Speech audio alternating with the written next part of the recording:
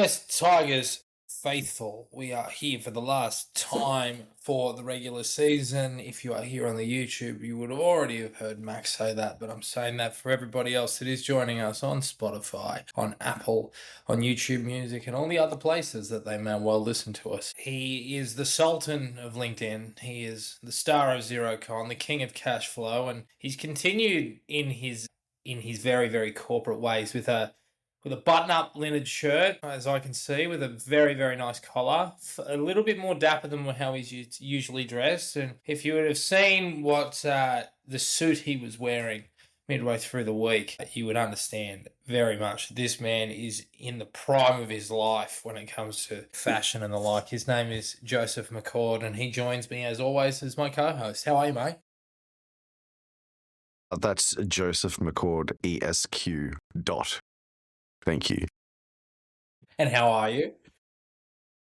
I'm good. It's been a very, very tiring and busy week. Xero, who are, as everyone knows, that big old accounting firm that lots of small businesses use, have this thing called XeroCon every now and then, and it happened to be in Brisbane this week, which we go to the XeroCon all the time, but we being Pinch Payments go to the XeroCon all the time, but in our hometown we had to really step it up and put on a little bit more of a face than usual. So we threw a soiree on the rooftop at Lena Rooftop, which is a very, very nice venue, and with a bunch of other of our friends that run other businesses around the Xero ecosystem, and did a whole bunch of fun stuff. But it's been a very busy, very tiring week, and now I look forward to the weekend. And I'll be going down to the Gold Coast tomorrow to watch the Tigers at Seabus Super Stadium and watch the debut of Marcy Marcassini. What do you think of that, Jared? It's not a surprise that it came at the very end of the year. I think a lot of people have been asking when, not if, and I think that this makes a lot of sense. I would not have debuted him in hindsight at Leichhardt with the season on the line and everything else riding on it. I think that would have been a pretty large, pressurous situation. I know you think that he'd be able to handle anything, but I think this is a nice little taster for him. Get him used to first grade and the physicality. He's not going to have an issue with it. But just, get him right. And I've seen in a couple of places a few people saying what I've been thinking for a little while, that, this is our first preview of the 2026 backline. And I tend to agree. But look, I just want to say really quickly, and we'll talk about it a little bit more, in the preview of the Titans match. For the love of God, just be patient with him. He's going to take a little bit of time. He's going to find his bearings. He might have his moments defensively. Just give him a little bit of time, and he will very quickly realise his potential. Very, very exciting times. How are you feeling about it? I get where you're coming from, and it's a totally fair thing to say. And I think, it's true. If you do see Marcy struggling, and he does have those moments, as you say, then bear with it, because he's a very talented kid and he is only 18. But if I'm being honest, I don't think that the West Tigers have had a teenage debutante that is going to that is more physically ready for the NRL. We've had some pretty precocious kids. We've had schoolboys play before. We've had Benji. We've had Rowdy, Chris Lawrence, Dean Collis. We've had some pretty precocious young guys debut before. And Dean Collis was sizable, and so was Chris. But Marcy is man-sized. Marcy is not going to be an issue physically. He's already a dominant physical specimen. He's probably more physically ready than even Suali'i was, to be honest. I think he's thicker. I think that he's, he'll absorb the contact well. What the kids say when they step up from the lower grades to New South Wales Cup a lot is that it's a slower version of the game, but the contact and the physicality is what surprises them. So Marcy, when he stepped up to New South Wales Cup, he was flogging dudes. Like when he hits them in contact, when he rushes up from that center position and makes contact, 28-year-old men feel that pain. And I don't expect that to be much different in the NRL. I know that the physical specimens are different, but it's still grown-ass men. And I think that the Titans, especially kind of in the outside backs, then it's not like... Maybe if he was lining up against somebody like Tomoko, it might be a little bit more of a worry, but I think that they've done him a solid by waiting until the Titans.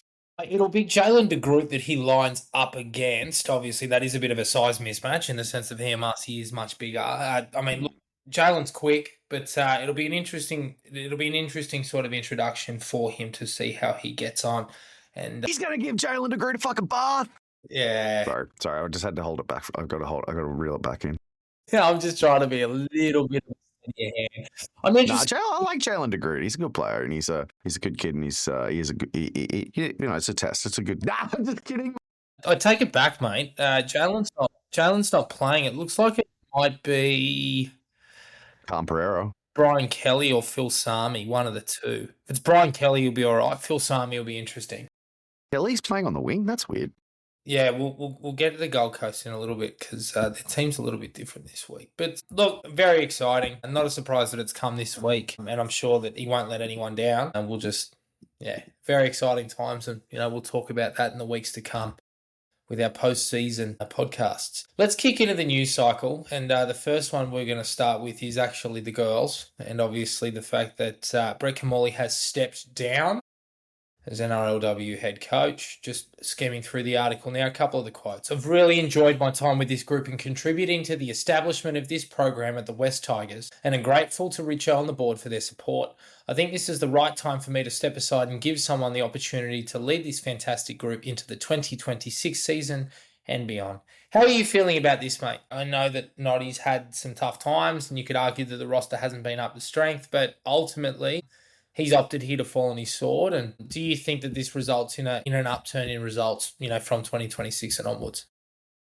I suppose that depends on who they hire in his place. But I mean, me, I like to read into things, and there's been a lot of footage that's come out throughout this NRLW season of Noddy handing girls debuts and things like that. So you do get a little bit of an idea of what he's like communicatively, how he comes across, how he sort of holds himself. He doesn't seem like a head coach, does he? Like when you see those videos, he comes across almost like the girl's favorite PE teacher or something.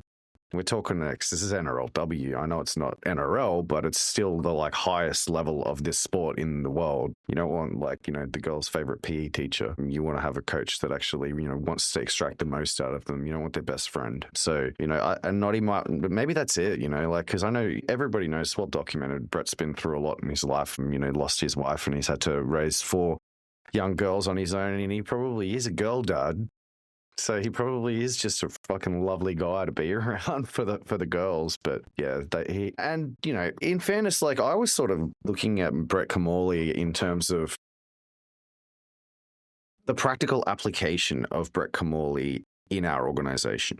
If I had Brett Kamali in my organization at large, I wouldn't have Brett Kamali as the head of the NRLW. I would have Brett Kamali running a halves academy for every young precocious halfback we have coming through, or every half and six coming through, and teaching them how to be, a good NRL half, because Brett Kamali was more than good. Brett Kamali is to Andrew Johns what Stuart McGill was to Shane Warne, right? Brett Kamali is an elite halfback, so I feel like he was kind of wasted. So I'll be interested to see what he does moving forward. It doesn't sound like he's going to remain in any role with the club, which is disappointing. But I would definitely be looking towards him establishing some sort of halfback academy and or something like that. So good on him. I think it's the right move for him. I don't think that he particularly has the mentality to be a head coach, to be honest. That's just the vibe I get. Look, he's had 2 jobs now. Obviously, he had the interim role in 2022 when he was on a hiding to nothing, when, Sheens was loaning players out, to try and maximise cap space and those sorts of things. That was a really interesting time. This NRLW side, I think that its best year was its first year. A couple of the early wins and the snags that they took, but, girls like Ja'Kiah Whitfield left the club and, we never really recovered.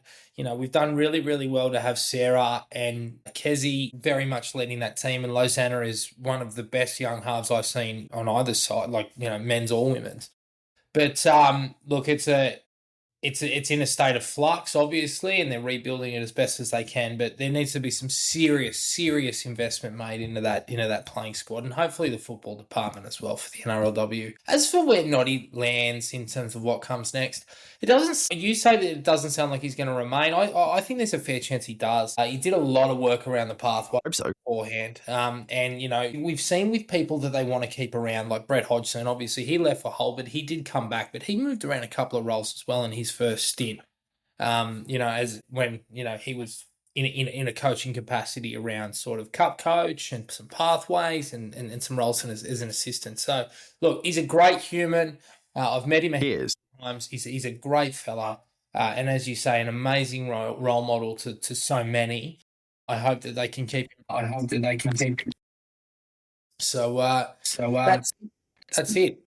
So going. My headset decided to go flat. So now I've got my headset off, and now it's going to be like loud. And when you talk, it's going to come into the mic. How good. So I'm going to have to mute myself every time I stop talking. So you're going to have to give me a second every time I stop talking to mute my mic. But no, look, I mean, yeah, if you think he's going to stay with the club, that'd be sick. I'm super, super keen to see him stay with the club because I really do like the idea. I think it is important for us to nurture some of these young halves through the grades, and I think as a pathways club, as a developing club, as a club that's like all about and that has two separate catchments, like that Cubs program. It's starting to really work. It looks really effective. And I think that the natural evolution of that Cubs program is to put elite coaches inside of that Cubs program. And I think that that's something Brett could do very with you there. Speaking of coaches, I would like you to run us through. Sorry, my dog is barking. I'll let him in a second. I want you to run us through the rumor that you might have heard about one Aaron Payne. Yes, I heard a rumor that he's moving on. Essentially, I have it on pretty good authority. I don't think that it's. I don't think this person would be wrong about it. So yeah, that's apparently a thing. Yeah, it's a question because I think of recent weeks when we've been discussing the New South Wales Cup, there's been this sort of realization that Aaron's kind of operating at the discretion of Benji Marshall, and that the New South Wales Cup program is very much just an extension of the Pathways program, and not really, a team that is being put together intentionally to like take on any kind of like ambitions to win the comp and stuff like that. Like, if they were to win the comp, it would be a side effect and not a specific objective. And I think you can see that by the fact, well, maybe a little bit, because they did wait until they were like completely out of contention for the finals before they just went Christian Tape Moore, Phoenix Godinay, all of you in you get. So they might kind of, sort of, but like not really be trying to win it. Look, for a guy like Aaron Payne, it's probably only so long you can do that for, right? Like, I mean, he's probably got ambitions to be a first grade coach, and, he's probably got ambitions to win comps, and he's probably got options. He'll probably go home to the Cowboys. The Cowboys are going to, Peyton's got in the crosshairs. He'll probably get another year, but, his seat's far from secure. So if Aaron moves back north and, I don't know, takes over the Blackhawks or something like that and puts himself in the frame that way, he might have that role. But, or, maybe even just goes and joins Peyton's coaching staff, because didn't Peyton sack every assistant coach at the club? They're looking for fresh brains, so quite possibly. On what happens from here, I'm really interested. Shane Sultana, who was the Balmain SG ball coach, who oversaw a lot of the improvement, and then eventually ended up the Flegg interim coach, is very highly rated by the club. So that is one thing to mention. But in saying that, one thing that is worth keeping an eye on, as per the great Black, White, Gold, is that Matt Church, the Brisbane Tigers coach, is leaving the Brisbane Tigers, as everybody knows, has a close affinity with Shane Richardson. That wouldn't surprise me if there's a cup coach there. Sultana gets named as the Flegg coach permanently, which I think he's best suited to. And one Roy Asatasi, who was reported by Christian Nicolucci to get the Balmain SG ball job, I think that's sort of where everybody falls into place for next year. What do you reckon? I don't know if Shane Sultana is particularly ready to step up again already. It'll be quite a leap. I think he'd be fine in Flegg as opposed to cup.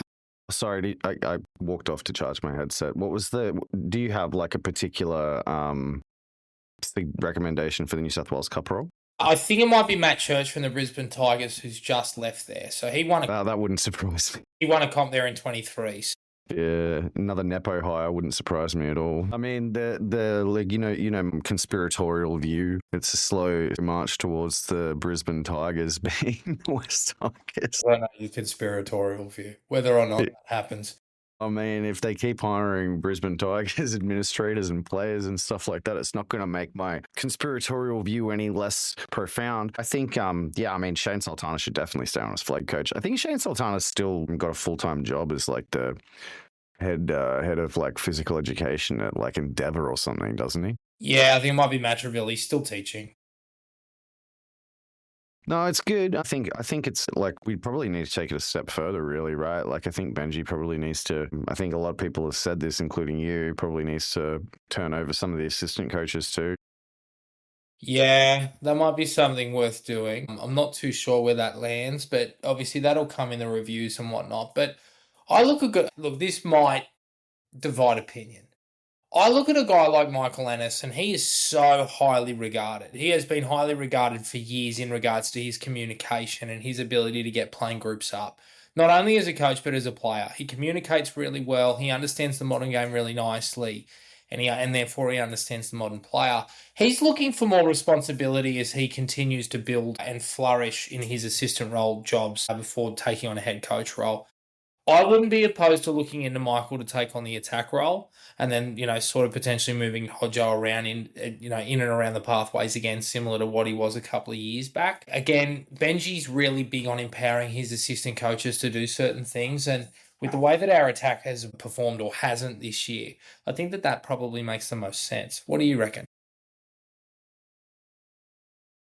Michael Ennis. It's a good idea, probably. I just don't like the idea of Michael Ennis being being the coach of the West Tigers or the assistant coach of the West Tigers because I don't like Michael Ennis. And I think Michael Ennis is like, we've had chats in the past about the villains of the West Tigers. I think Michael Ennis would be on the list. He'd be in the top 20 West Tigers villains, wouldn't he?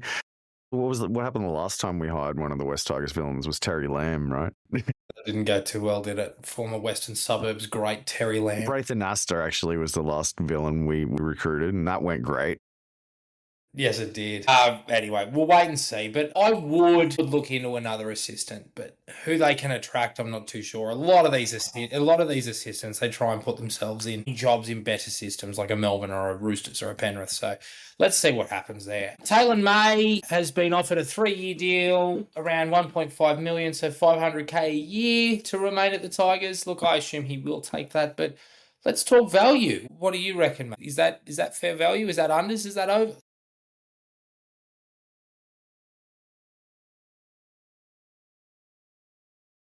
I think it's fair. I think it's probably almost like Taylor should be wrapped. Put it that way. Like I think it is fair from like what he's gonna be delivering. I think we probably could have got away with not offering him 500, given the circumstances. But it sounds to me like that the club have been more than fair in the way that they've prepared the deal for him. I kind of think that Talon probably just wants to stay here for a while. Like, I doubt that he wants to go through like a market exposure, like after what he's been through, like after only just finding his feet in the club and establishing himself at the club with his brother and, establishing the connections and stuff like that. I think like the last thing he would want is to do that all over again. And the last thing he would want is to go through, the market. So I kind of feel like that he's probably not testing himself really anywhere else. So 500K in that respect is maybe overs a little bit. But look, I mean, the reality is that since he arrived at the club and started playing first grade, he has been the best player in the team. I mean, maybe it's up for debate, but I think that it's not. Like, I think it's pretty evident that he has been. Probably been the best on ground half the time he's played, and then in the other half of the games he's been in the top 3, so be hard to go past him. But from one perspective it's probably overs in the sense that we probably could have played hardball and got away with it, but from the other perspective, I think this time next year, looking back, you'll probably be looking at Taylor May as being in calculations for Dally M Centre of the Year, and at that point then you're looking at 3K as a pretty good deal. Yeah, I agree. And based on current output and the fact that he hasn't had a preseason and all those different types of things, you could argue that you could go higher.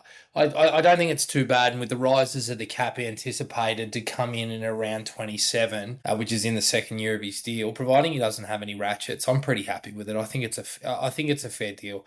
Look, I agree with you. He's a lucky guy. We've been outspoken critics a little bit around, obviously his behaviour, but the way he's come back, you can't fault him, both on the field and off the field. And he's clearly, putting in a lot of work to try and rehabilitate himself, and you can't knock him for that. So, look, deal's not done yet. There's no one to be congratulated as yet. But if we can get that done, I'd be happy with that. But another deal that has been done, albeit not officially as yet, is one Bud Sullivan is remaining at the South Sydney Rabbitohs. Many people remember that it was sort of paraded as a 12-month loan deal. I was told that the club was pretty confident that Bud would stay there and that he would, put in the work to ultimately remain at South Sydney. And it feels like the feeling is mutual with Mark Ellison and Wayne Bennett and Blake Solly and co. And it looks like Bud's going to get a good deal there. He's taken a $100,000 pay cut. I understand that the Tigers are chipping in around, it's not half, it's about 30% of the deals. So I think it's about 150K both years. I think this is a really good deal for both parties. Really, really works out nicely for Bud. We put him on that terrible deal that Scott Fulton negotiated.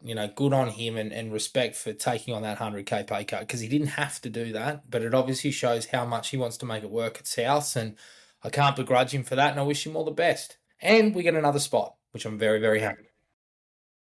Yeah, we definitely needed that. I think it's I was a bit worried when he got injured. I thought that when he got injured, South might back out of it. So I guess it just goes to show. I think we got a little bit lucky with how poorly Lewis Dodd turned out to be. It kind of leveraged South into needing to keep him a little bit, especially considering that Humphrey sort of exploded as well. So, if Dodd had have panned out all right, probably would have had ourselves a little bit of a dilemma. I personally think Bud had a good year. I think that Bud kind of comes across to me like the sort of player who, a little bit like Cody Walker, where I think once he does figure it out, I think he will still be a good first grader. It's just going to take him a little while, and I think that's kind of probably what Bennett sort of feels too. And maybe having the year with Cody Walker might kind of help him get that. And go into 2026 with that foundation that he needed. So good luck to him. I'm glad we managed to move off that deal though, because gee whiz, what a terrible deal that was. Speaking of those deal makers, have now purchased some sort of basketball team in Canada. Movers and shakers that they are. Pascoe and Hajapan Taylor Sports Enterprises. Next thing they're going to buy bloody West Brom or some shit. Like maybe they should go and invest in the Casino Cougars or something. What the fuck are they doing? I have no idea. I've never understood the business cases that they ever stacked up, with the exception of the Centre of Excellence. But I think Justin put that together before Lee came along. I'm just astounded, quite frankly, astounded with what they're doing. Look, if they invest in R360, I think it's free money. Every single thing that the Saudis have invested in has always risen in value and interest pretty quickly. A Canadian basketball team? No, I'm not too sure about that, JP. I think that one's a bit confusing. Good luck to those blokes, and good luck to Bud as well. Very much so. He's a good one, and I agree with you. I think he will get there. He's a 6. He's not a 7. And sitting next to Cody on Cody's hip through preseason and through 26, I think will make him a better footballer. Good question. Go on. Going on 2025 form, I know Bud missed some games, but in the games that he played at 6, is he how much worse of a 6 is 2025 of Jaden Sullivan than Luke Brooks? Then look, they're different. They're a little bit different, but it's a fair shout. And the question is, what could those South halves have done if they had their full strength forward pack? If they had Totola, if they had Cam Murray for the entire year, if people weren't being moved around, if they started with Keon in the middle, fair chance that, he probably plays pretty bloody well. That night where he split the Roosters open and produced one of the bigger plays in that match was befitting of a player that I had seen in SG Ball pre-COVID, sitting there going, Jesus Christ, he is something special. So, look, I think that the pandemic, I think Anthony Griffin really hurt him. And ultimately, I think he came to the West Tigers at a really tough time. If he was joining next year, hypothetically, he wouldn't, right? Because of the players that we have. But if he's joining us next year, I reckon he would have been primed for a great year. You know what I mean? It's just that he came in when it was a dumpster fire. And unfortunately, it was such a bad deal that they had to get rid of it. I recall hearing conversations with people inside the club that Richo was communicating to Mario Tartak saying, look, I like Bud. I feel sorry for him, but ultimately we have to do this for the betterment of everyone. And this was obviously when Galvin and Lancey were around, but the writing was on the wall at the time, and you know he'll do well at South. They're a good club. They're a well-run club. You know they're a much better team than what their ladder position suggests because of injuries and whatnot. They'll be there. They'll be in the hunt for the 8 next year for sure, and I hope Bud's a part of that. Enough of that. Let's talk about another NRL club and one bloke that you actually scouted. I want to know whether or not you think that Ivan Cleary's obsessed with West Tigers and by extension us, because he signed a bloke that you were parading around on TikTok for a little while there. I mean, in fairness, a video blew up pretty hard. Got like 50,000 views. You know, I wouldn't be surprised if some scout at Penrith saw that video. But at the same time, like you would think that, you know, he would have been already on their radar. But anyway, look, it's disappointing that of all the bloody clubs to pick him up. Certainly not disappointing for him though. I think that it's the best place a guy like that could land. I think that part of me's happy in a way, right? Because, like, you know, when you make an outlandish prediction on a player that's kind of off everybody's radar, now he's going to go to Penrith. Now he's got the best possible chance of proving me right. And then I get to say, I told you also, he's the New Zealand captain. And yeah, there's a pretty good chance if he came here, he probably, you know, might have stifled his development a little bit. Look, all the power to Penrith and Toby. I just... yeah, it's disappointing because he would have been a good signing for us. But hey, look, he is young. He's got some developing left to do. It's not like he's a finished product. It's not like he's a guaranteed thing. And like, you know, to be honest, I've really liked what I've seen from Kit Lally in the last couple of weeks too. Obviously, the club have raps on Christian Tapau-Moores, and Elijah Mata Ale had his New South Wales Cup. Actually, I think he might have played New South Wales Cup once before, but his first game in New South Wales Cup quite a long time. So yeah, I still think we need a couple of middles though. What do you think? You still think we're short of middles? Yeah, I think so. It'll be interesting to see what they do. Obviously, Taylor's money would have chewed into it a little bit in terms of what we can pay, and I think that we might still be footing a little bit of the John Bateman bill, but I would like to see us probably try and get an outside back. I think we're skinny with guys like Fatape, Naden, I think should leave. I'm not saying that's not opinion, but from what I hear, he's not going to be here. Staines is gone. Filetti's gone as well. So I think there's space for us to find someone, preferably experienced, to sit there. I'd use one roster spot on that. I've been thinking... Bloke on the forum, Tom Shines, I know he listens to this, I don't know his actual name. He sort of talked me around in terms of we're looking a bit skinny at 9. If we could get a guy like Havili, I think that'd go really nicely. And then I would try and break the bank for a middle. I don't know who falls out. There's no one on the open market right now. It just depends on what they can find and who might be available. It's going to be really interesting. Keep an eye on the Trey Mooney situation. I believe that he signed or you know, had a verbal agreement with Newcastle, providing that Adam O'Brien would remain. He left. So I'm not too sure whether or not he's signed, sealed, delivered. So I'm not too sure at all. But yeah, that's what I'd be doing with roster spots 28, 29, 30. I think that the answer to that 9, 13, I think we have him at the club. I'm really keen to see how he goes in this off season. And I hope that they have him on a training trial in the off season. I know we've got him locked down for a couple of years. I'm talking about Lanyon. But you know, he's made his New South Wales Cup debut in the last couple of weeks and dropped back to flag on the weekend, and he is a goer. And yeah, he's the sort of player that I think he vibes to me like the sort of player who's going to develop fast, because the amount that he developed this year was kind of phenomenal, really. Like, kind of came out of nowhere and wasn't really, you know. The vibe I got was that he kind of came across because we got James. So in that sense, like, that was the vibe I got anyway. Could be off the mark. But wow, Shannon actually told the story that yeah, he found out about James after he signed Giussessi to the flag side. because Flegg. Oh, so it was the other way around. Yeah, just says he was in the Flegg squad last year. And by the way, you were correct about Elijah Matale, but he actually played 2 games of New South Wales Cup for the Bulldogs before he came back to the Tigers. Just having a little look at that now. Yeah, so like Lanyon to me, he I don't know, he's got a lot of skills that are like that rare, hard to find. He's a terrier. He likes the contact, but he's very skilled. He can offload. He can ball play. He can kick. He's a good 9. And he seems like a no-brainer to develop as a 14. He's like premium Bailey Hodges, right? That's kind of how I view him. Yeah, I think he's a wonderful talent. A wonderful talent. So I would be very, very excited to see how James progresses. And I agree with you. A training trial would be great. But I do think you'll probably end up doing a cup pre-season. So we'll see what happens. Anyway, that's enough of the news cycle. Let's just quickly talk about it. It was 6 days ago. We played the Canberra Raiders.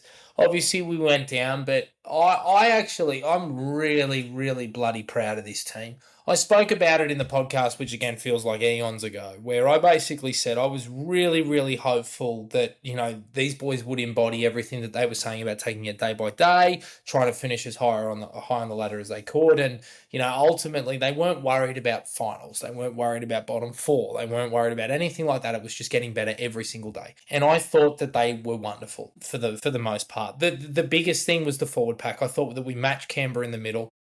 I thought we did really, really well there. I saw the boys hitting the ball at speed at the ad line. It enabled us to make good ground. I thought that Twal and Terrell May were especially effective. I thought that their line speed in that first half was excellent. Ultimately, there were a couple of near misses. I thought there was some great tackles from Ethan Strange and Jamal Fogarty on some of our outside backs, particularly Fogarty on Buller. Obviously, some of the fifth tackle options went wanting. I don't think we got the breeze right at all in that second half, and that's why kicks went dead, or we opted to run the ball on last, those sorts of things, or we saw opportunities. And I don't mind that when there's a bit of scoreboard pressure going on. But look, I think we can be really, really proud. We came up against the champs. There were some moments that I think our boys would like to have back, absolutely. But that's a performance we can be really, really proud of. And disrupt the penalty aside, I'm pretty bloody happy with how they managed to get on with it.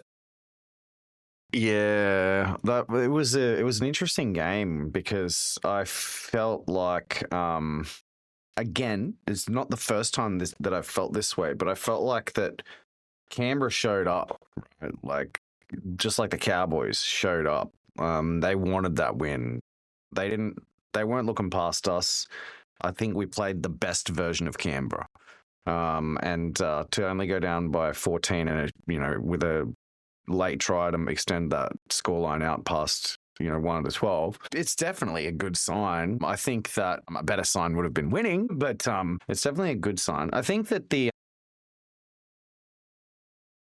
feeling I got after that game was very much, how good is Jareem Buller going to be next year? That's kind of what I was left with for some reason. Like, I mean, I don't know. There's just something about Jareem. It feels like it's all slowing down for him now. You know what I mean? Like, and it feels like he's got multiple ways to beat you, and he's kind of perfected all of them now. Like, he's kind of like fully rounded out his game. He's safe under the high ball now. He seems like he's figured out how to like be the defensive marshal. He plays like a leader on the field. And with another off season and cohesion to build those combinations with the halves, like we've almost got our entire starting 17 coming back. I think we have. Yeah, we do.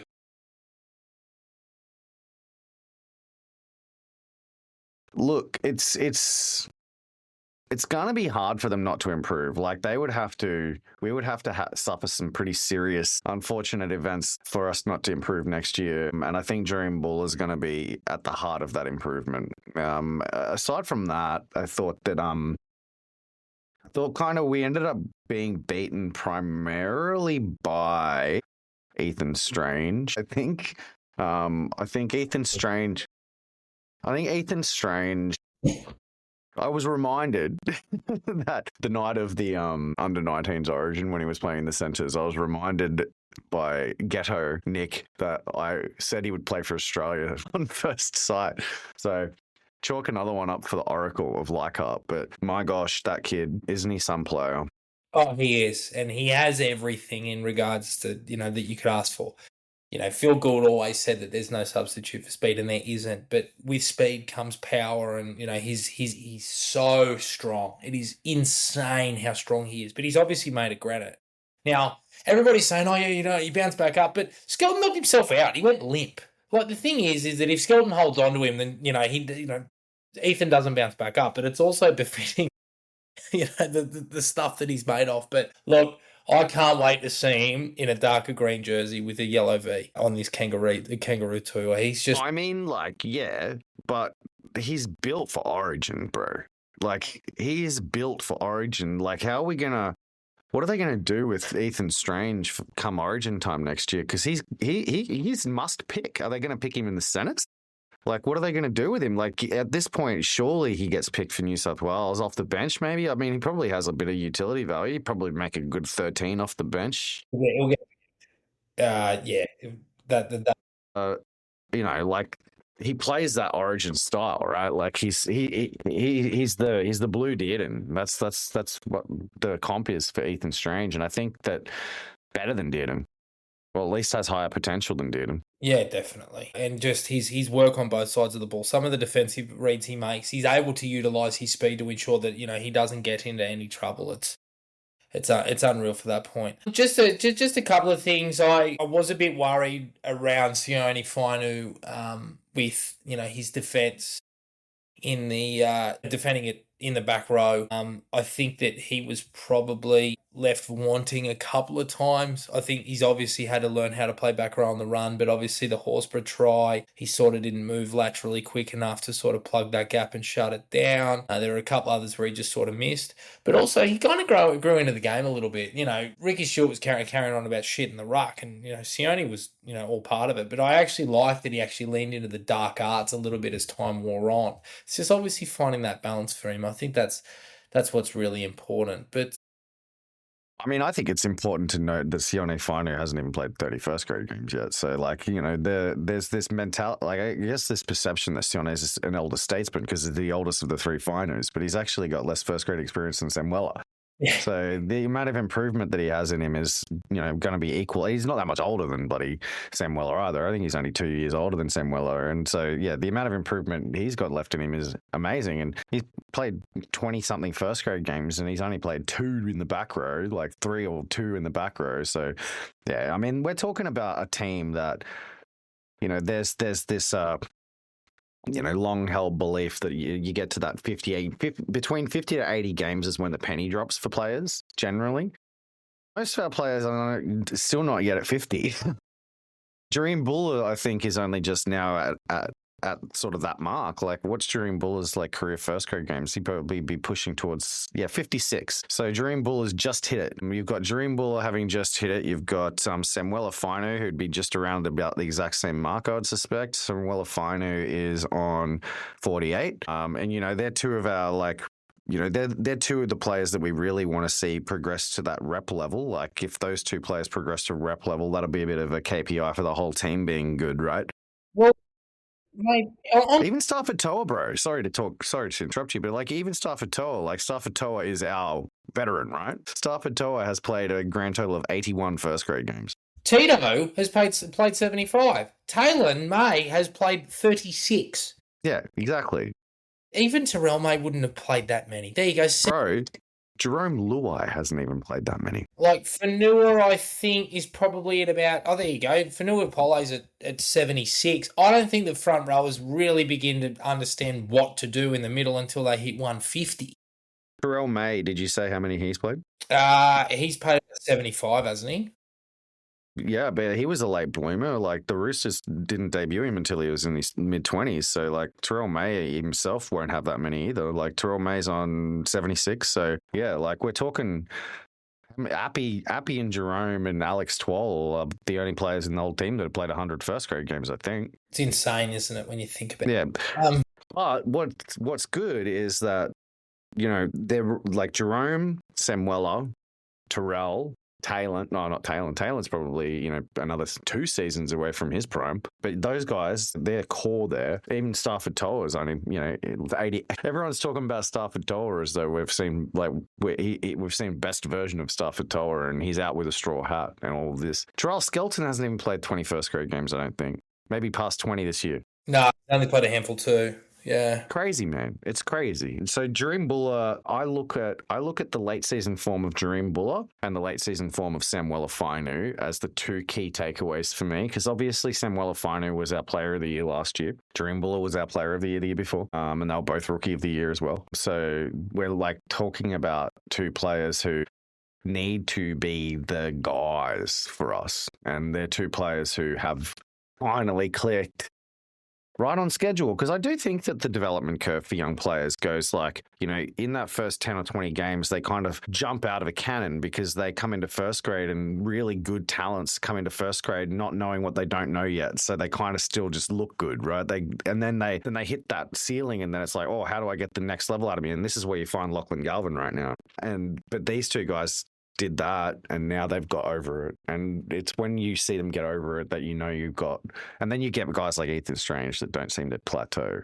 That's a different kettle of fish altogether. Yeah, they're a different thing entirely. Just a couple of things that I wanted to make mention of. I thought that Latu at 7 had a really good game. I thought apart from the ball where he it sort of stuck to his hand a little bit just after we scored our first try when we were trying to shift the footy, I thought he played really well. I think he's really improving, and there was a little bit where earlier in the year where he'd sort of stutter first or sort of stop a little bit and prop just to square people up. He's not doing that anymore. He's getting the ball and then he's going straight, and then he's looking to sort of change gears and and play out the back or play shorter, go himself. And I'm really happy with that. I thought his decisions around when to run and when to pass were much better this week, and befitting of the player that we've always seen that is amazing at playing eyes up. I thought first half he was on a hide into nothing with the way that the wind was swirling around. I wouldn't worry about that too much, but I really liked the shape for the Buller try, where basically, for so long we had Buller sweeping around, getting on Fogarty's outside shoulder, and he continued to wrap us up. But what we did was that on that play we set up with Jerome on his hip, with Jerome on Luai's hip, and usually he sweeps from there, but he didn't sweep that time. So Timokor and Fogarty are sort of expecting Buller to pop up in the gap between them, and they'll slide accordingly. And while they do that, they're waiting for Buller, and then Luai hits Samuela on that short line, and he carves straight through on Timokor's inside and Fogarty's outside. And then, obviously Jerome's right there on the inside because he was already on Jerome's hip. I thought that was a beautiful little subtle shift and befitting of the way that our attack's evolved. I've had some issues with it this year. It probably hasn't been up to scratch, but obviously you're throwing cohesion and all the upheaval that we've had, the lack of cohesion. Seeing shapes like that is really nice, and we're really beginning to put those together beautifully, and I'm very, very bullish on what we'll be able to produce on both sides of the field next year when you see it like that. Yeah, man, I look forward to the fact that having more threats is just going to open up things for the threats we already have. Once you see Marcy, if Marcy makes the left wing his own, and you got Taylor May inside of him, and on the other side, if Toller and Taruva can, just build on that form that they showed as the highest try scoring tandem in the NRL at the halfway mark of the season, you've got two world class edges. A lot of it, and then what does that mean for Jareem Buller?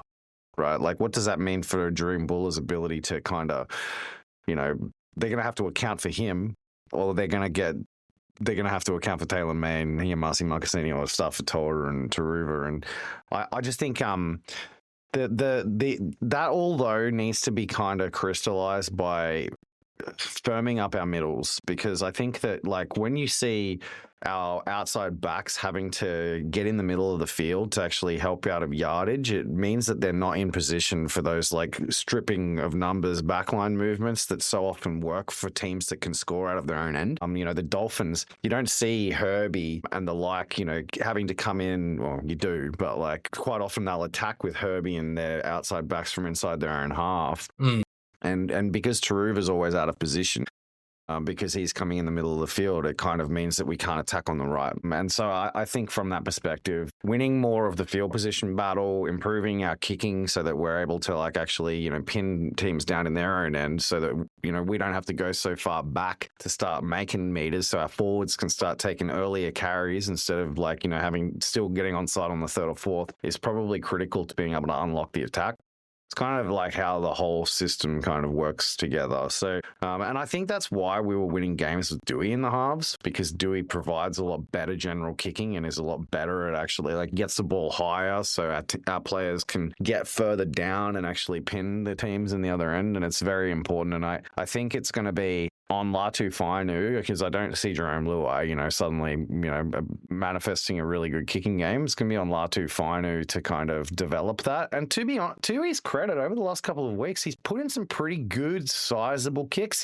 He must be really working on that aspect of his game. Have you noticed that? Absolutely. It was higher and longer against the Cowboys. And second half, it felt like, there were a lot of the kicks were made by Luai, or the distance kicks if he wasn't running the ball on last, or if Appy wasn't kicking the ball 20 metres dead. But yeah, I'm definitely impressed. And I think with another preseason, it'll only improve further. And I'm really, really excited about that. Well, maybe that's a good job for Brett Kamali in the off-season. Maybe it is. But yeah, look, and obviously having Adam there, as a 13... gives us a third kicking option if you need. Let's say hypothetically that we have a garbage set, which we will at some point. From week to week, he'll be able to get us out of trouble with his huge boot as well. So there'll be options, and that's what I'm excited about. And it's another reason to be so optimistic for next year. But we'll preview this game against the Titans now. So obviously it's tomorrow, so 5:30. We haven't had a team update as yet, but I anticipate that we'll be 1-17. Captain's run was today. Doesn't look like anyone's going to be missing out. Besides from Jarrell Skelton, with the man that we spoke about at the top of the show, Hiamasi Makasini coming in at left wing, which I'm pretty excited about. Alex Seyfarth returns from suspension and sees Charlie Murray make way. So I would therefore anticipate that Uppy will play 80 like he did last week. Gold Coast have got an interesting back line this week. Keanu Kinney will start at fullback, one of my favourite non-West Tigers players. Brian Kelly's on a wing, as is Phil Sami. Those guys have sort of, moved around sort of centre and wing this year. AJ Brimson's back in the centres after moving between fullback 5/8 all year. And Carter Gordon, who a guy that, I was pretty keen on for a long time, but mainly as a half. He's debuting at left centre. So that'll be somebody that we'll definitely test out inside and outside shoulder for sure. It's Kieran Foran's last game. Whatever you think of Kieran, I think he's been a wonderful first-grade footballer for a very long time and is as tough as nails, and they will be up for this. And the other man, the nutty professor, Des Hasler, it's his last game too. So I think the Titans have a little bit more to play for than what people think. They're a mathematical chance of missing out on the spoon if they beat us. I think that they'll be up for it. How do you feel about this game? Do you see it as a danger game? Where's your head? I think that the Titans are going to go like fun mode. They're going to go fun mode. And that scares me a bit because if the Titans click when they get in that mood, they've got some seriously good players, man. Like, Jaden Campbell and AJ Brimson in the centers and Keanu Kinney. These are fast, elusive, skillful types. If we get drawn into kind of like a spoon bowl-esque, you know what I mean? Like if we get drawn into kind of like, oh, neither of us are playing for our finals and the Titans, come out like firing shots and the Tigers are just like, oh no, whatever you can do, we can do better and try to go blow for blow with them and like score like 9 try of the season candidates. You might end up looking at the worst game of the year, in the sense that both teams might just like look like fucking Browns cows out there and like, yakety sacks will be playing over the highlights. But so in that sense, I think the keys to winning this game are probably going to be to like meet their chaos with like just good fundamentals, right? Like, so if the Tigers show up and just go, let's play them the exact same way we played Canberra, I think the Tigers should fucking flog them. But that's the risk. So if the Tigers show up and like, play as though if they play as though it's a finals game, play as though they can make the 8, play the same way they played against Canberra and the Cowboys, I can't see the Titans having I can't see the Titans wanting to like go blow for blow with us in a grinding type of contest, especially with the sort of the team they've picked. Like it looks like that Des has intentionally gone with a side that is like, boys, play what's in front of you. That's kind of the vibe I get. And so that's sort of how I look at it. What do you reckon? I tend to agree. Look, they do have a little bit to play for. Obviously, Cooper Bye's debuting as well, who's a wonderful talent. He's properly good. Marcus's son. He's a lock forward. I think I called him a winger when we had the 19s Origin chat. I was wrong. He's a lock forward and he's a fucking good one. But I agree. This is loading all your attacking weapons in and just having a crack. Like that's what it looks like to me. So I completely agree with you. And if they catch fire, they'll be really hard to stop. But look, mate, you summed it up. Like, it is all about just doing the fundamentals right. Tie in on the inside, slide and scramble as best as you can, line speed, kick pressure, and if we do those things right, then we'll be fine. Don't allow them to play off quick play the balls. Don't give them the chance to do that. If it means conceding 6 agains and getting our line reset, just do that. That's fine. I think that we're a little bit more controlled, and if we stick to our processes, we'll be fine. Look, they will leak points without a doubt. AJ and Carter Gordon are both wonderful attacking players, but defensively playing in the centres, I don't know how they're going to go. Brian Kelly's a similar prospect. Chris Randall is a very, very underrated footballer, but he's not a back rower. Like, come on. So, there's points to be scored there, absolutely. Their bench is a little light on as well. Isaac Fa'asuamala-Awi is the big designated man on that bench. Khalees Haas and Josh Patson are both back rowers typically, or small middles. So, look, we just, as you say, do the basics right, get back in the grind and do exactly what we did for these past 4 weeks. And we should wrap up, I think it'll be about 11th or 12th. I think that I think we should be fine. I'm pretty confident because I think that, Jerome Luai hates losing. So he alone is not going to, show up in kind of like Mad Monday mode. That's not like, when was the last time Jerome Luai didn't play finals? 2019. Yeah, so here's a dude who's experiencing final round football without playing finals for the first time. How do you think he feels?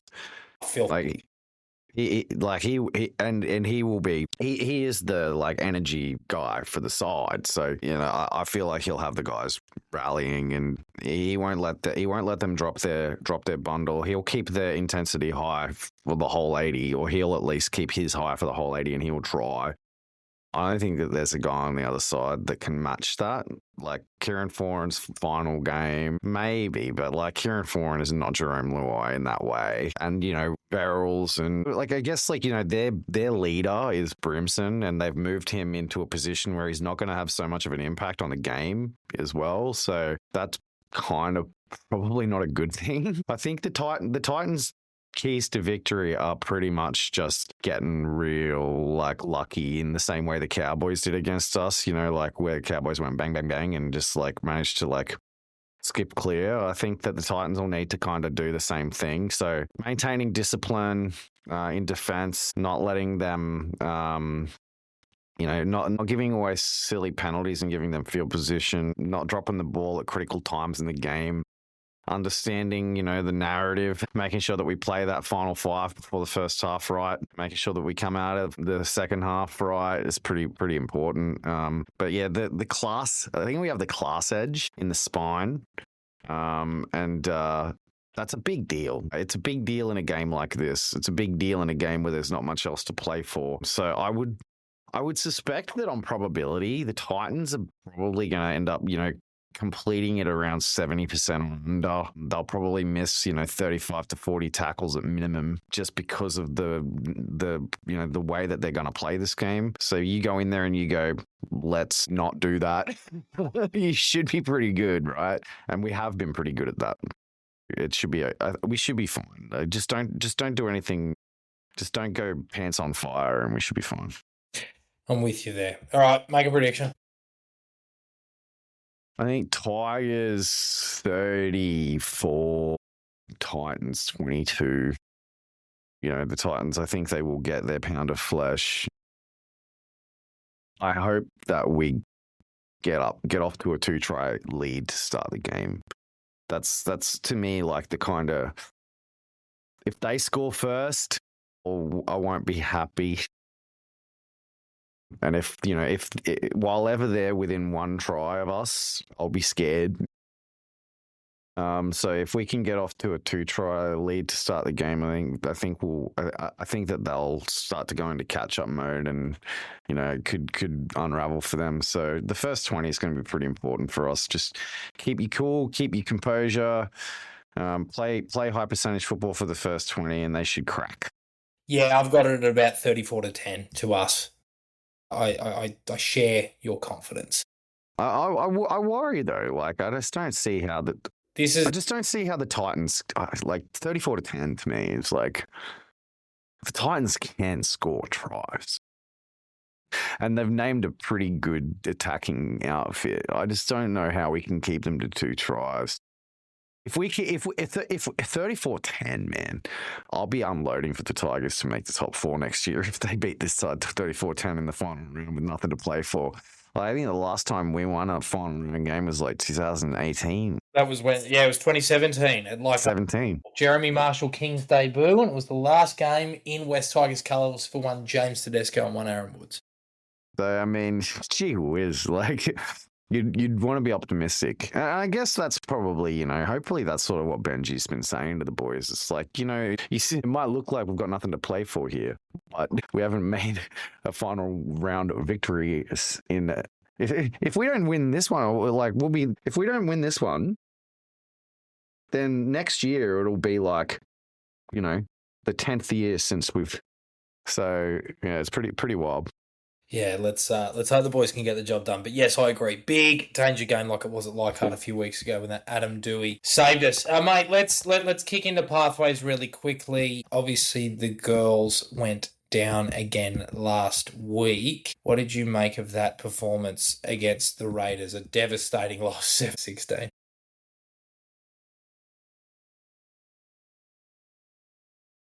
Yeah, it was pretty unfortunate because, like, I think that we were the better side.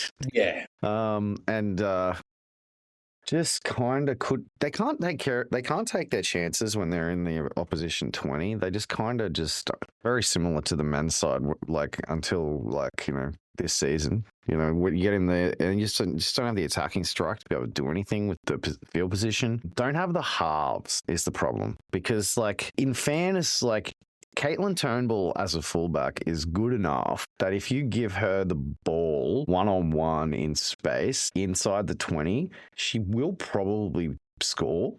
I think Caitlin Turnbull will like walk home with the NRLW Player of the Year award, but like I still think she might be underrated because she's playing for us. Like I actually think she's like there's some greatness in her. Like she's the sort of player who has gotten better and better every game. Like in the first, I went and watched them in the flesh in the first round, and like I'd never heard of Caitlin Turnbull, and she was playing wing, and it was at Langlands up here in Brisbane, and so you're sitting really close, and I didn't think that I was looking at somebody as good as what I saw on the weekend. When I saw her in round 1 is kind of what I'm trying to say. Like I was like, oh, she's pretty good. Like she scored a couple of tries that day, and they were kind of walkover tries, and there was a couple of plays that I saw on that day where she kind of got into space and beat a player and this and that, and I was like, that's pretty good, but like it still wasn't like super devastating. But like by the end of this season, I think that she's become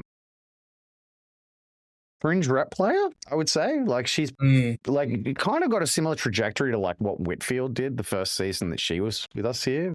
Yeah. I just hope it's not Groundhog Day when it comes to, because I don't exactly know how long we've got Turnbull on the books for, but she's sort of player that like one of the sides that actually try to win the grand final might actually come knocking for. But anyway, like the problem with this side to me is pretty evidently the halves. And I think that having a halfback or a 6 in your side that can kick the ball, it goes all right. Mate, it's crazy. Like we'll have sets where, man, we can get out of our end, no sweat. Like if Togatuki and Keezy have 1 carry each in a set, we'll get up over the halfway line every time. So and they tend to.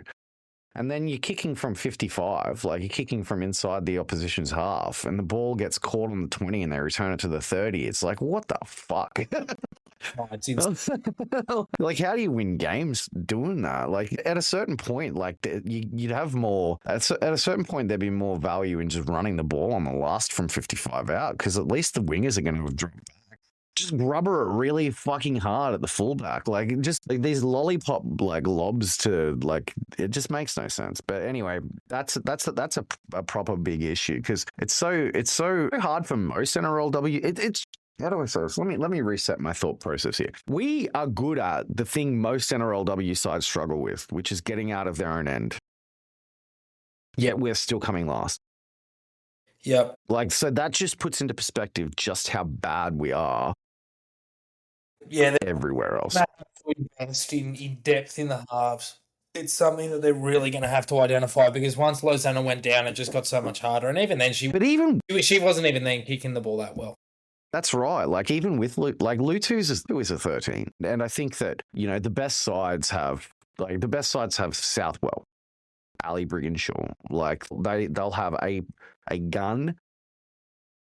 Maybe the trick is we just need to go out and freaking sign like a soccer player to play 7 or something. Like, maybe there's some sort of weird hack here where we can just go and sign like some chick out of the soccer Matilda's academy that can like hoik the ball 80 meters off of a goal kick or something, and just be like, your job is to catch the ball on the last and boot the fucking thing as high and as long as you humanly can. And then you can defend on the wing 05 Benji Marshall style. Well, there you have it. That'll solve all of our issues. And hopefully they can find that person before they play the Eels on Sunday night.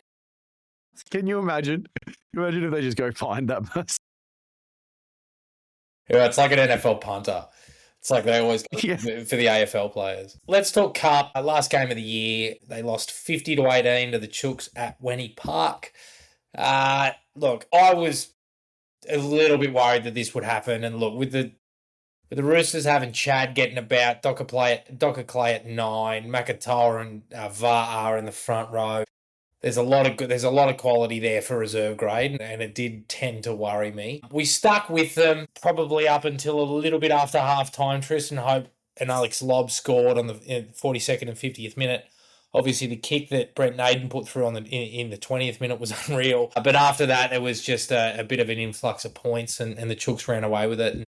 Those boys are done for the year. And as I said the other day, Kurt Falls, he was 80 minutes away from smoking ciggies in the nude on Mad Monday at whatever local bowling club they decided. I hope that he had fun and the rest of the boys did too. But look, it tends to be a thing at the moment where once we lose Kit and Pete Tarteo through the middle, when they have their routine spell, this team can lose the ruck pretty quickly.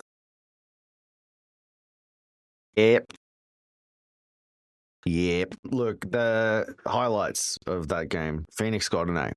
How good was he? Go for it, Reedy. Oh, well, 3 runs for 58 metres or whatever it was. Was much better defensively this week compared to last week, albeit there's still a little bit of work to do. Look, I think he's really going to morph into a back rower that's probably the size of, I'd say, Victor Radley at about 186, 187 centimetres. You know, he can. I think his comp is Britton Nickera. Yeah, he can just beat you in so many ways. He can pass, he can kick, he can throw you off. You know, he's got his bumpers. He can put a shot on defensively. There's just so much to like about him. He's a wonderful, wonderful prospect. Somebody asked here, Hazamat asked us.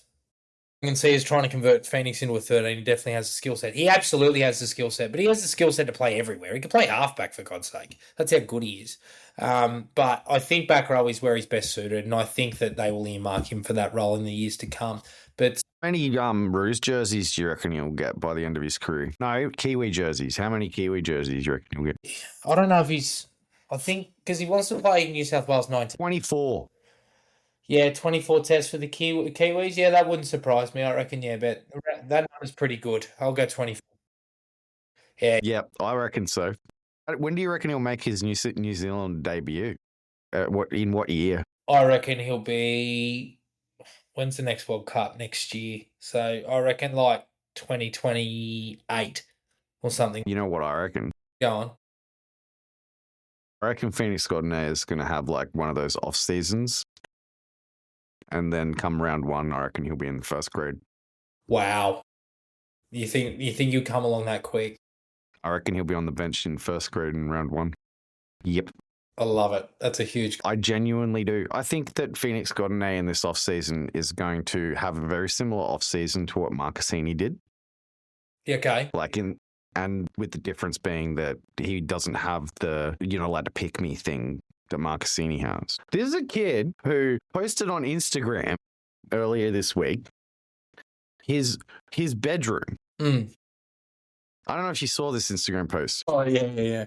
He's gone. He posted on Instagram, "This is my bedroom. The only thing I have in here is this thing on the wall, which is my goals." And a mirror.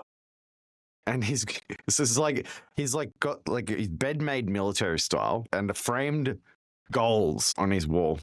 And his goals were make his New South Wales Cup debut, make his Jersey flag debut, Australian Schoolboys, G Ball Player of the Year. Sorry, SG Ball Player of the Series. Yes. And the other one was New South Wales Cup, New South Wales Origin 19s. Yeah. Right? He's 17, by the way. He achieved all of them except for the New South Wales Origin 19s, but he was like, I made City 19s, so that's all right. 18s, yes. He's done everything there, and then at the end of the video, he's like, time to make some new goals. What do you think he's going to put on his goals now? NRL debut all week. All day. Yeah, and here's a kid who achieves his goals. Oh, yeah. I think, yeah, look, the thing is that the side, obviously, they're going to be like scouting through the back rowers that they brought into the club, looking for a first grade back rower. They haven't signed Ethan Roberts and Maverick Geyer to fuck spiders. Yeah, they're looking for So something. they genuinely know that they need a back rower. Do you think it's that far-fetched to say that Phoenix Gardiner outplays all of the options in the off-season? I don't think. It's not far-fetched at all. No. Like, I think that it's gonna be a Simon Dwyer-like career trajectory for him. And I think Simon Dwyer debuted at about the same age that Gardiner would be around round 1 next year. Yeah. So, yeah. He's good, and maybe we popped off a little bit too soon about who won that the draft game in the preseason, because I think you might end up with the one that gets to first grade first, just quietly. We'll see what happens. Look, looking at a couple of the boys that have been playing predominantly this year, Solomon Asakuru, I think they sort of targeted him a little bit in defence. He is learning the position again. He was good. I liked it. Don't get me wrong, he did some good things in attack, but just defensively there were some concerns there. I'm not saying he's solely to blame, and he's still learning the position, but I'm hoping that he can really tighten that going into next year. I thought Iverson Matai had an okay cameo off the bench, 27 minutes. Didn't really have the chance to impact the game at that point. I'm pretty sure the Chooks were well on top of that point. And Elijah Matale did pretty well, 9 runs for 95 metres. That's good. And a tackle efficiency percentage of 94.44. He actually didn't miss a tackle. It was just one tackle was ineffective because they got an offload away. Really, really, really good signs. And, I'm not 100% sold like on all of these young middles. I think they've all, we just got to see how they, adapt and improve. And I think, I'd like to see us, get some proven first grade talent. But it's nice to see a couple of these boys, him and Christian Torpau-Moores and these sorts of guys poking their heads through. Peter Tarteo and Kit has absolutely turned the corner these last few weeks as well. See, the one you didn't mention was Max Tautua. Oh, yes, I did not. You are correct. Max Tautua had a blinder, bro. He had a great game. Yeah, I think he's probably going to. I reckon his development contract 2027 territory. That's my call on Max. Young Tino called Max out. Yeah, Young Tino called Max out. Young Tino said Max and Mitch and Josessi. Yeah, he knows. Were the 3 players that impressed him the most in the flag side. It's a funny metric to like look at, but like I remember when I was younger. When I wasn't really able to watch the lower grades because Bar TV Sports wasn't a thing. Yeah. You could always tell who was going to become a good first grader when you looked through the flag like stats and just saw the same dude's name on the try scorer sheet constantly. Yeah. So there's nothing like all of the like, nerdy fucking stats that you can like We talk about tackle efficiency and this and that, meters gained and shit like that. Nothing fucking matters compared to scoring tries. Like it's a game of scoring more points than the opposition. I remember looking through the lower grades lists and being able to pinpoint who was going to be a star just by seeing that. And you know what names spring to mind? Mitch Moses, 3 tries a fucking game, 2 tries a game. Ryan Pappenhausen, 2 tries a game, 3 tries a game every fucking week. James Tedesco, David Nofaluma, 2, 3 tries a game. Max Tautua does that. Max Tautua scores tries for fun. You give Max Tautua the ball in a position where he can score a try, he will not fuck it up. He will score the try. And for a player like of his size, that plays his position, that is what you want. I could see Max Tautua. See, the other thing that like Max Tautua has going for him is that he's been playing as a center. Right. And like what you so often see from like young players that play in the centers in like lower grades like that is they move to New South Wales Cup and then they play wing. And then they crush it because now they're playing an easier position where their job is more simple. And Max Tautua is somebody that I could see being an exceptionally good winger because he's very tall, very big. He can finish like crazy. I think I would personally be like, bye-bye Isaac Tuitupu, Max Tautua. You can have that role in New South Wales Cup next year and give him every chance because I think he would do it a phenomenal job. I think so too. And I do anticipate that he is still flag eligible next year, just letting you know. I would anticipate that he continues to come along in leaps and bounds. I'm really, really excited. And for those who don't know, Max and Mitch Tautua was signed from Manly by Scott Fulton. And I picked him in my preseason draft list because I was running out of names and I said, hey, Reedy, one of those Tautua brothers, I don't know, like which one's the center? And you're like him. That's probably the best 5th round pick of the lot. I reckon that'll go down in him. Callum McMenemy has been being named he was in the extended squad for flag, so he's still there and thereabouts, mate. Like, yeah. So your 5, I think your 5 have all still got some numbers. Cameron Cannan was my number 2 pick. He's been signed by Penrith. He's off, which, this whole draft thing was influenced by Brian Peacock, the Locked On 49ers shadow draft. Shout out to Brian Peacock. I'm going to post a short and tag you in it so you know that I like you. Brian Peacock's whole thing is goes through the NFL draft process, picks who he would pick, and then he follows them for their entire career. And his shadow draftees are like the fucking all-stars, bro. His 49ers would be like 5-time defending champions. Like he's that good at it. So that's what I wanted to like kind of recapture. So it's fun when you see them leave because then you're following them at other clubs and you can reflect on that. And obviously, if we literally just like kept every single one of them, then that would mean that eventually we have no chance of having a whole like side of players that are playing at other clubs. So Cameron Cannan, he's left the nest.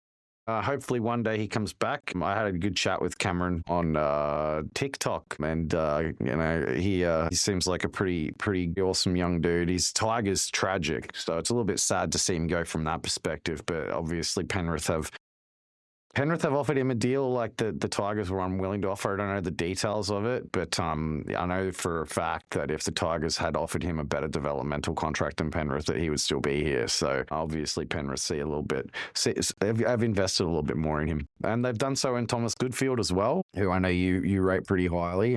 Okay.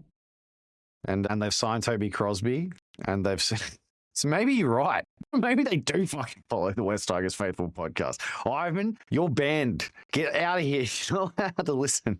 Piss off. Piss off, cunt. Fuck off, you chinny cunt. Fuck off. He's a bastard. Flag had a win as well last week. The year. They had a good win. Yeah, they did. It was a fun game to watch, and obviously the offload, the round the corner offload that the future Tigers recruit Ethan Roberts threw was pretty awesome. But yeah, did you see that video? Did you see the? That was heaven. Follow us, by the way, if you haven't already, because I don't think we've actually spoken about that. Yeah, it was unreal work.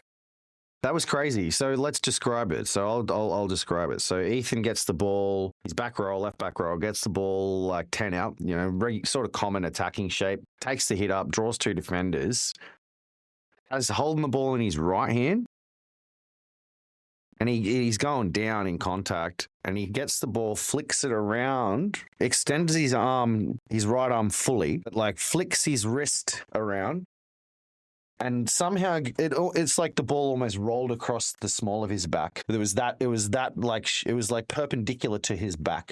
It was in. Gets this offload off around the corner in traffic, and it lands in on the chest of the Roosters. Rodwell, I think. Yeah. Oh no, Rodwell's playing cup at the moment. I think it might.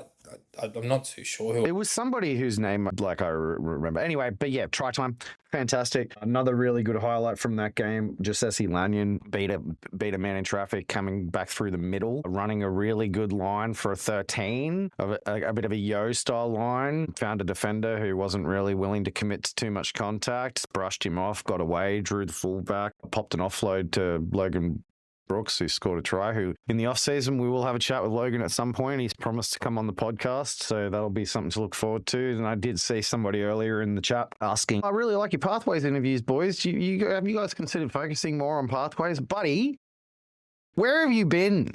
It's literally our whole thing. That is what we do. We focus on Pathways. I just think he means, like, would we do it like at the detriment of everything else? Do you guys want to just stop talking about NRL and just focus on Pathways? Is that what you think he meant? I mean, maybe it's just suggesting it, Tony. Maybe we should. Maybe what he means is we should do 2 episodes a week, 1 Pathways episode and 1 regular NRL episode.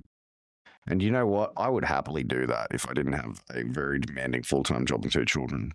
But as it stands, you're getting about as much out of me as you could possibly ask for, and I'm sure I speak for Jared.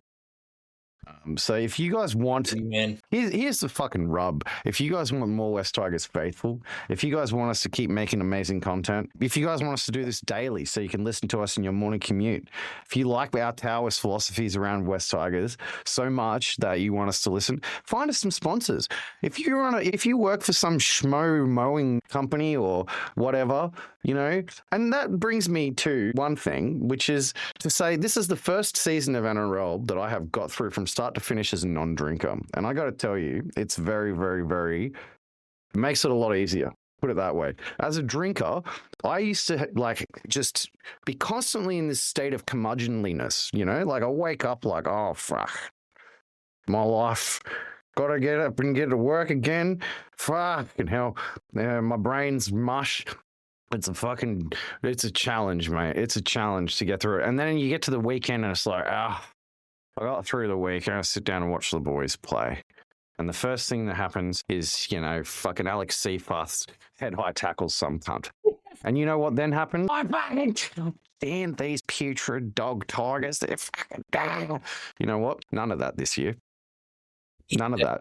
And I owe it all to not drinking. And you know what? The one thing that got me through the first stages of not drinking, you know what it was, Jared? Go on.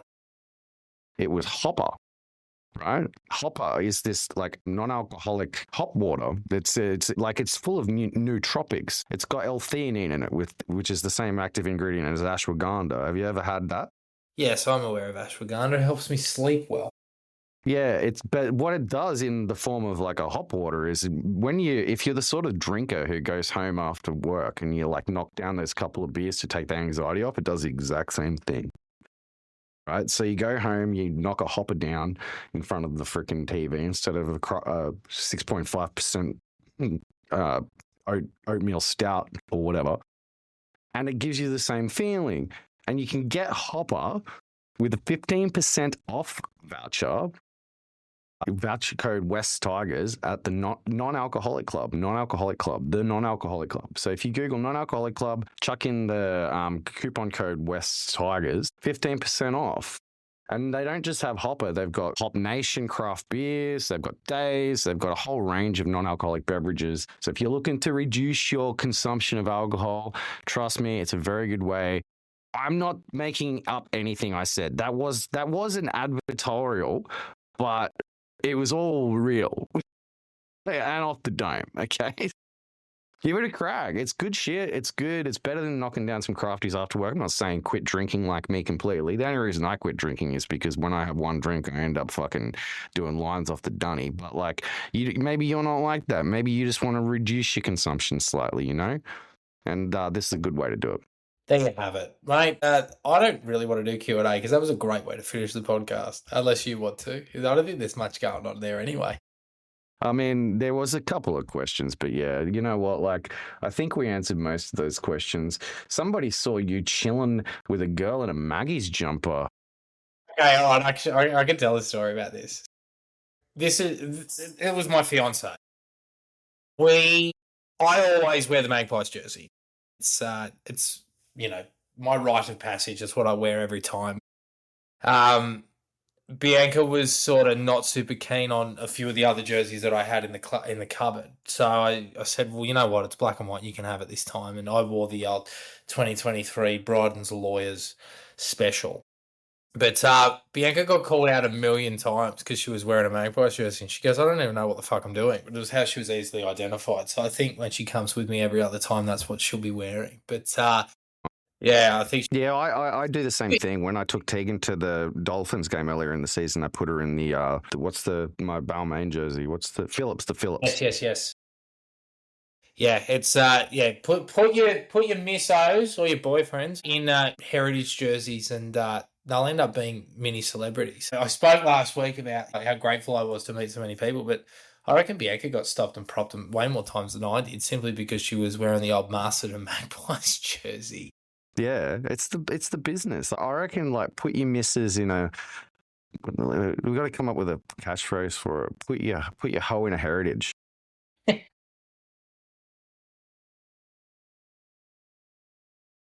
Last game of the year. Enjoy it, guys. Hopefully, I don't know when we're going to have our next episode. We'll review the year and everything else. Yeah. After grand final. We'll just actually keep an eye on us. I haven't told you this. We're going to have a special guest in the post-grand final episode, so we're definitely going to do an episode after the grand final. The NRL Fanatic's going to come on. He's a big West Tigers fan, runs the NRL Fanatics Facebook group. He's promised to come on the Tuesday after the grand final, so we have that to look forward to. We'll still be around. We'll still be posting content and stuff like that. We're definitely going to take a couple of weeks off for the podcast, though. Unfortunately, you won't have us to listen to next week, but we will come back and do the draft episode, I think. We'll do the draft episode probably that week that the NRL Fanatic comes on the show.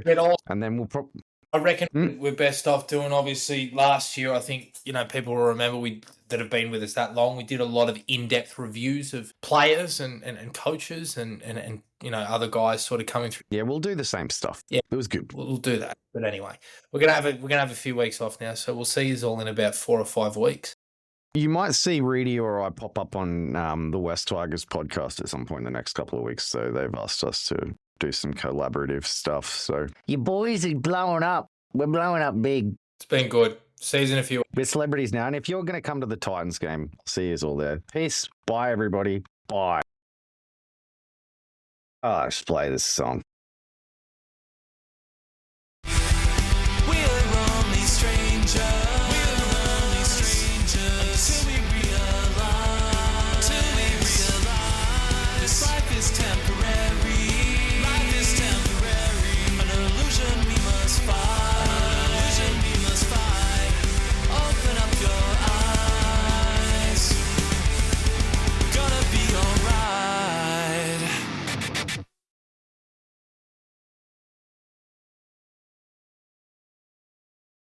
You know what? Hawkeye makes a good point. Maybe we will do next week's episode, but only if they win. I like that. Let's do that.